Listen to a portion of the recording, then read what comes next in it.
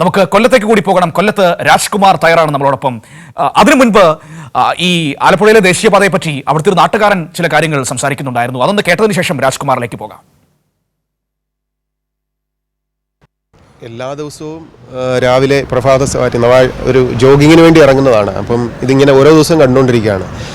ഇന്ന് കാണുന്നതല്ല നാളെ കാണുന്നത്. അത്ര വേഗമായ ഒരു നിർമ്മാണ പ്രവർത്തനങ്ങളാണ് നടന്നുകൊണ്ടിരിക്കുന്നത്. ഇപ്പോൾ ആലപ്പുഴക്കാരുടെ ഒരു ചിരകാല സ്വപ്നമായിരുന്നു ആലപ്പുഴയുടെ കുരുക്കൊന്നഴിയുക, ഗതാഗത കുരുക്കൊഴിയുക. ശരിക്കും നാടിൻ്റെ വികസനത്തിന് ഏറ്റവും അടിസ്ഥാനമാണല്ലോ ഈ ഗതാഗത സൗകര്യങ്ങൾ ഏറ്റവും ഫാസ്റ്റാകുക എന്നുള്ളത്.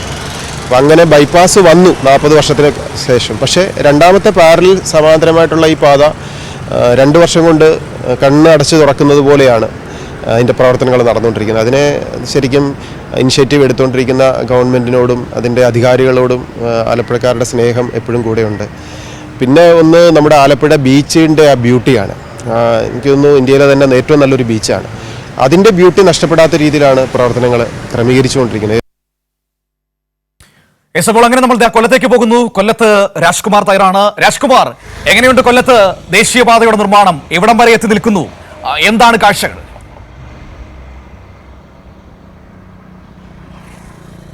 മനു, ഒന്നാം പിണറായി സർക്കാർ അധികാരത്തിൽ വന്നതിന് ശേഷമാണ് വെറും 13 കിലോമീറ്ററിൻ്റെ ബൈപ്പാസ് നിർമ്മാണം പൂർത്തീകരിക്കാൻ കഴിയാതെ UDF ആയത് ഉമ്മൻചാണ്ടി സർക്കാർ കളഞ്ഞിട്ട് പോയ ഈ ബൈപ്പാസ് ഒന്നാം പിണറായി സർക്കാരിൻ്റെ കാലത്ത് അത് ഏറ്റെടുത്തു. മന്ത്രി ഇതിൽ കൃത്യമായി ഇടപെട്ടു, അതിൻ്റെ പണി പൂർത്തീകരിച്ചു. ഇപ്പോൾ ആ ബൈപ്പാസിൽ തന്നെയാണ് ഞാൻ ഈ നിൽക്കുന്നത്. ഇതിപ്പോൾ കാവനാട് കുരിപ്പുഴ പാലമാണ്.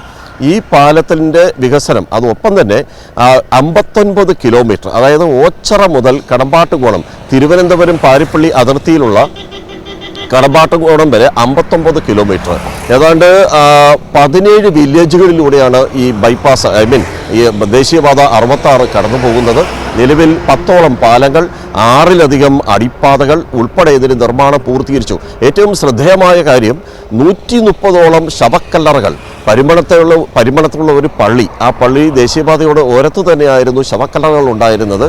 ഈ ആളുകളെ സംബന്ധിച്ച് സെൻസിറ്റീവായ ഒരു പ്രശ്നം കൂടിയാണ്. വീടോ കടയോ കൊടുക്കുന്നത് പോലെയല്ല, ശവക്കല്ലറകൾ പൊളിക്കുക എന്ന് പറയുമ്പോൾ അത് അവരുടെ ബന്ധുക്കളും മറ്റും ഉടയവരുമൊക്കെ ഉള്ള ഒരു മണ്ണ് കൂടിയാണ്. അതുവരെ നീക്കം ചെയ്ത് അത് മാറ്റി സ്ഥാപിച്ചു. അതിനാവശ്യമായ പണം നൽകിയിട്ടാണ് അത്തരം കാര്യങ്ങളെല്ലാം മാറ്റിക്കൊണ്ട് ദേശീയപാത വികസനം യാഥാർത്ഥ്യമാക്കിക്കൊണ്ടിരിക്കുന്നത്. നിലവിൽ ഈ ഓച്ചറ മുതൽ കാവനാട് വരെയുള്ള സ്ഥലത്ത് 72%, ഇന്നലത്തെ ഏറ്റവും അവസാനത്തെ റിവ്യൂ അനുസരിച്ച് 72% നിർമ്മാണം പൂർത്തീകരിച്ചു. അതേസമയം കാവനാട് മുതൽ പാരിപ്പള്ളി തിരുവനന്തപുരം അതിർത്തിയായിട്ടുള്ള കടമ്പാട്ടുകോണം വരെ അവിടെ 75% പൂർത്തീകരിച്ചിട്ടുണ്ട്. 5900 ഭൂ ഉടമകളിൽ നിന്ന് 52 ഹെക്ടർ ഭൂമിയാണ് ഇതിൻ്റെ വികസനത്തിന് വേണ്ടി ഏറ്റെടുത്തത്. 2450 കോടി രൂപ ഭൂമി ഏറ്റെടുക്കാൻ വേണ്ടി മാറ്റിവെച്ചിരുന്നു. അതിൽ 2350 കോടി വിതരണം ചെയ്യുകയും ചെയ്തു. രാജ്കുമാർ, താങ്ക് യു രാവിലെ ഈ വിവരങ്ങൾ നൽകിയതിന്. അപ്പോൾ